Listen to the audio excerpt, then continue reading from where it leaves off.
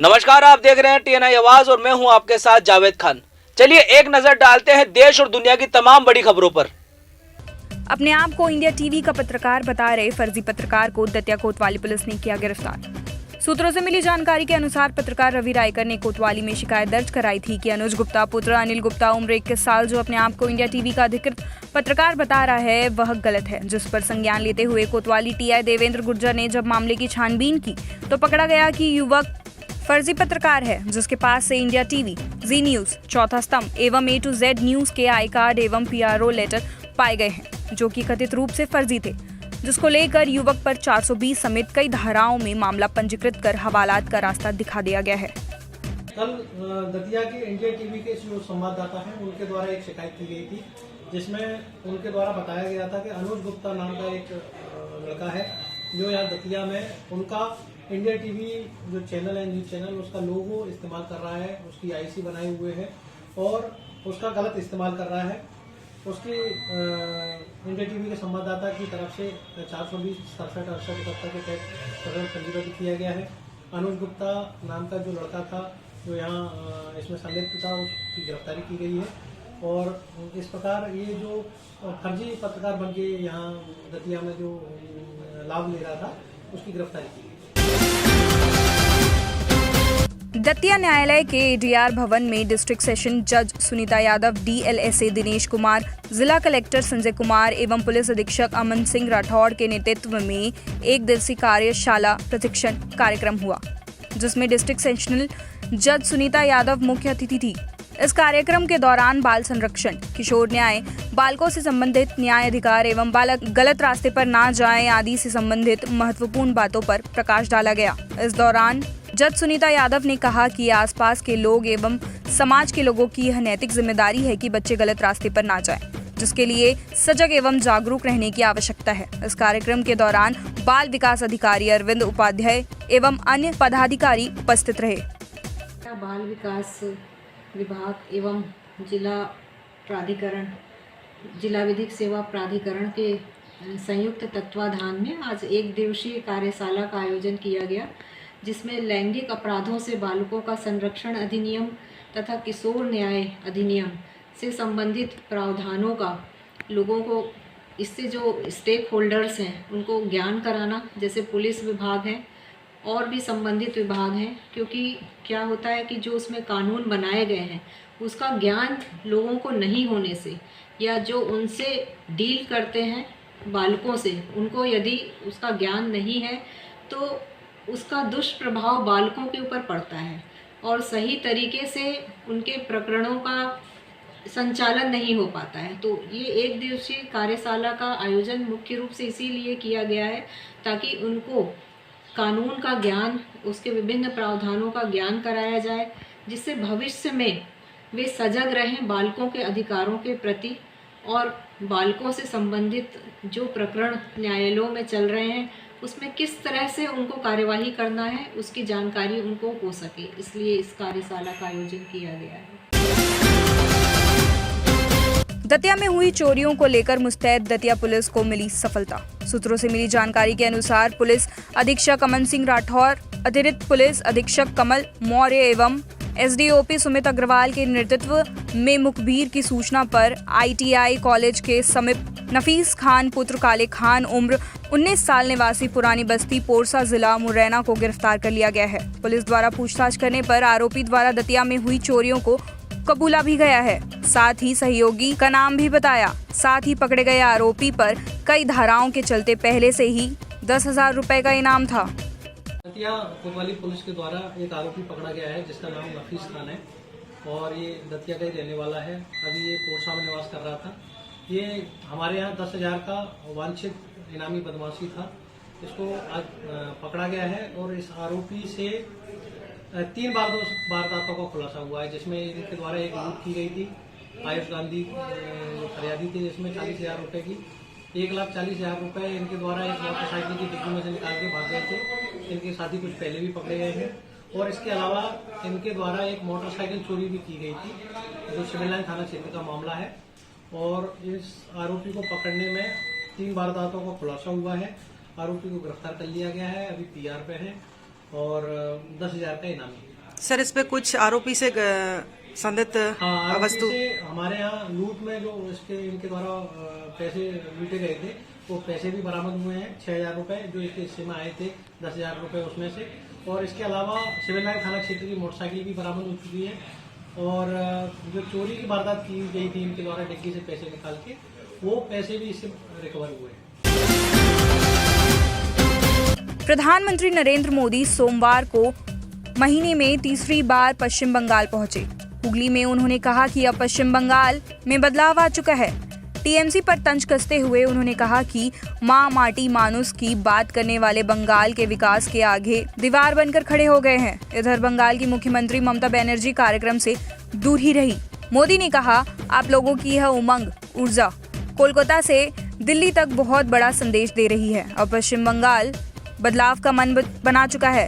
हुगली की पश्चिम बंगाल की रेल और मेट्रो कनेक्टिविटी प्रोजेक्ट के शिलान्यास और लोकार्पण के लिए बंगाल के उज्जवल भविष्य के लिए बहुत बहुत बधाई देता हूं। किसान आंदोलन से जुड़े टूल किट मामले में क्लाइमेट एक्टिविस्ट दिशा रवि को चीफ मेट्रोपॉलिटन मजिस्ट्रेट ने 1 दिन के पुलिस रिमांड में भेज दिया है। हालांकि दिल्ली पुलिस ने कोर्ट से 5 दिन की रिमांड मांगी थी। शुक्रवार को दिशा की रिमांड 3 दिन बढ़ा दी गई है, जो आज पूरी हो रही थी। इस मामले में सह आरोपी निकिता जैकब और शांतनु मुलुक से साइबर सेल में पूछताछ की जा रही है। पुलिस दिशा, शांतनु और निकिता को आमने सामने बैठाकर पूछताछ करना चाहती है। इसकी वजह पुलिस ने यह बताई थी कि दिशा ने मामले में सारे आरोप शांतनु और निकिता पर डाल दिए थे। खबर नंबर 6। दादरा और नगर हवेली से लोकसभा सदस्य मोहन डेलकर दक्षिण मुंबई में एक होटल में मृत पाए गए हैं। उनका शव मरीन ड्राइव पर होटल सी ग्रीन में मिला। पुलिस को उस कमरे में गुजराती में लिखा एक सुसाइड नोट भी मिला है। उनके शव को पोस्टमार्टम के लिए भेज दिया गया है। डेलकर की उम्र 58 साल थी। 2019 में वे केंद्र शासित दादरा और नगर हवेली से बतौर निर्दलीय सांसद चुने गए हैं। 1958 में अब तक वे भाजपा, कांग्रेस, भारतीय नवशक्ति पार्टी के उम्मीदवार और निर्दलीय के तौर पर 7 बार लोकसभा के लिए चुने जा चुके हैं। उन्होंने 1958 से 2004 तक लगातार 6 बार लोकसभा चुनाव में जीत दर्ज कराई थी। डेलकर के परिवार में पत्नी कलाबेन डेलकर, 2 बच्चे अभिनव और दिव्यता है। कोयला घोटाले में पश्चिम बंगाल की मुख्यमंत्री ममता बनर्जी का परिवार घिरता नजर आ रहा है। सोमवार को ममता के भतीजे अभिषेक बनर्जी की साली मेनका गंभीर से सीबीआई ने 3 घंटे तक पूछताछ की। सूत्रों के मुताबिक सीबीआई ने कोयला घोटाले और पैसों के हेरफेर को लेकर कई सवाल किए। अब मंगलवार को अभिषेक की पत्नी रुजीरा बनर्जी से भी पूछताछ होगी। रुजीरा को सीबीआई ने आज ही बुलाया था, लेकिन उन्होंने पत्र लिखकर सीबीआई से 1 दिन का वक्त मांगा था। कल सुबह 10 से शाम 3 बजे तक सीबीआई रुजीरा से उनके घर पर पूछताछ करेगी। कोरोना के मामलों में कमी आने से लोग बेपरवाह ना हों, यही हिदायत दिल्ली एम्स के डायरेक्टर डॉक्टर रणदीप गुलेरिया ने दी है। जयपुर लिटरेचर फेस्टिवल में रविवार शाम India's fight against the Covid session में उन्होंने कहा है कि बेवजह यात्रा करने की भूल ना करें, क्योंकि नया स्ट्रेन महाराष्ट्र, केरल और पंजाब में आ चुका है। यह फेस्टिवल वर्चुअली चल रहा है। डॉक्टर गुलेरिया ने कहा, कोरोना खत्म नहीं हुआ है। वैक्सीन के बाद कुछ बचा सकता है तो है स्वच्छता, सोशल डिस्टेंसिंग, आइसोलेशन जैसी आदतों को जारी रखना होगा। ब्राजील में 70% लोग कोरोना से सुरक्षित हो गए थे, लेकिन उन्हें यह बीमारी फिर हो रही है। उन्होंने आगे कहा, दरअसल जो एंटीबॉडीज बनी है वह बहुत पावरफुल नहीं है। तमिलनाडु में एक हाथी को बेरहमी से पीटने का वीडियो सामने आया है। यह वीडियो एक रिजुवेनेशन कैंप का है। इसमें दिख रहा है कि 2 लोग पेड़ से बंधे हाथी के पैरों पर लकड़ी के डंडे से बुरी तरह मार रहे हैं। दोनों आरोपी महावत बताए जा रहे हैं। इस घटना का एक विजिटर ने वीडियो बना लिया। यह कैंप कोयम्बटूर से करीब 50 किलोमीटर दूर है। वीडियो सामने आने के बाद वाइल्ड लाइफ एक्टिविस्ट ने दोषियों पर कार्रवाई की मांग की है। वीडियो बनाने वाले शख्स के मुताबिक यह हाथी बीमार है और उसका इलाज चल रहा है। गुजरात में रविवार को 6 नगर निगम के लिए चुनाव हो रहे हैं। अहमदाबाद, वडोदरा, सूरत, राजकोट, जामनगर और भावनगर में वोटिंग जारी है। गृह मंत्री अमित शाह ने अहमदाबाद के नारायणपुरा बूथ पर परिवार समेत वोट डाला। मतदान शाम 5 बजे तक चलेगा। वोटों की गिनती 23 फरवरी को होगी। चुनाव आयोग के मुताबिक गुजरात में कुल 1.14 करोड़ वोटर हैं, जिसमें से 60 लाख पुरुष हैं और 55 लाख महिलाएं हैं। मदर मिल्क बैंक आज अपनी 4वीं वर्षगांठ मना रहा है। इस दौरान आज मदर मिल्क बैंक में जिला कलेक्टर आशीष गुप्ता, मुख्य चिकित्सा एवं स्वास्थ्य अधिकारी डॉक्टर महेंद्र त्रिपाठी सहित यूनिट टीम, अस्पताल के चिकित्सक व नर्सिंग कर्मियों ने हर्ष के साथ राज्य में पहले पायदान पर बूंदी मदर मिल्क बैंक के होने की खुशी जाहिर की है। आज 4000 से भी ज्यादा महिला प्रसूताओं ने अपने दूध का दान किया। साथ ही कई बच्चों को इस मदर मिल्क में दान हुए दूध को पीने का मौका मिला। मदर मिल्क बैंक की खासियत यही है कि यहाँ पर एकत्रित हुए दूध को कोटा मेडिकल सहित मेडिकल कॉलेज अजमेर में भी भेजा गया है। हडौती का एकमात्र अंचल मदर मिल्क बैंक बूंदी में स्थापित है और इनका सपना कोई भी मासूम माँ के दूध के बिना नहीं रहे, उसी की थीम पर लगातार यह मदर मिल्क बैंक काम भी कर रहा है। यही कारण है कि लगातार मदर मिल्क बैंक टीम की सराहना पूरे राजस्थान में हो रही है। लगन और प्रचार प्रसार को बढ़ावा देने के साथ साथ सभी बच्चों को मां के आंचल का दूध मिले, इसे लेकर आज जिला कलेक्टर ने भी मदर मिल्क का निरीक्षण किया तथा मदर मिल्क बैंक के 4 वर्ष पूर्ण होने पर टीम को भी चिकित्सा विभाग की बधाई दी।